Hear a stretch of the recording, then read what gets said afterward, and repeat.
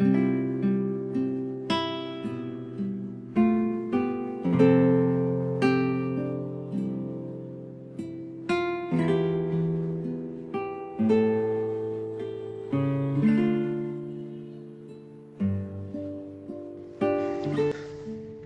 mabuting balita ng Panginoon ayon kay San Juan.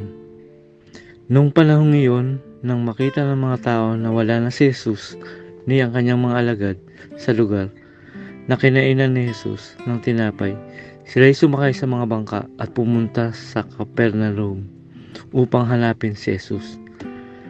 Nakita nila si Jesus na sa ibayo ng lawa at kanyang tinanong, "Rabbi, kailan pa kayo rito?"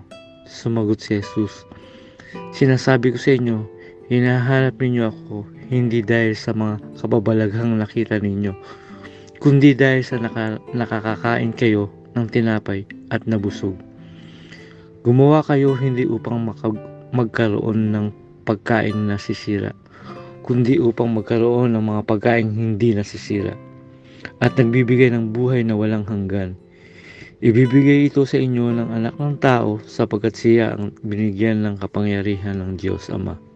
Kaya't siya'y tinanong niya, "Ano po ang dapat naming gawin upang aming maganap ang kalooban ng Diyos?"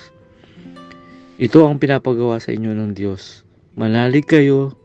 Sa sinugo niya, tugon ni Jesus, "Ano pong kababalaghan ang maipapakita ninyo upang manalig kami sa inyo?"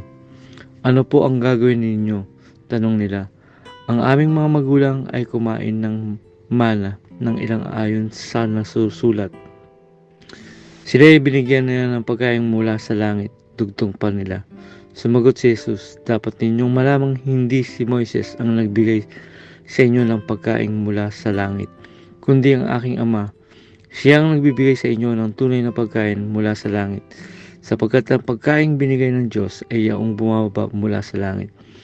Nagbibigay buhay ng sanlibutan." "Ginoo," wika nila, "bigyan po ninyo kami lagi ng pagkain yun."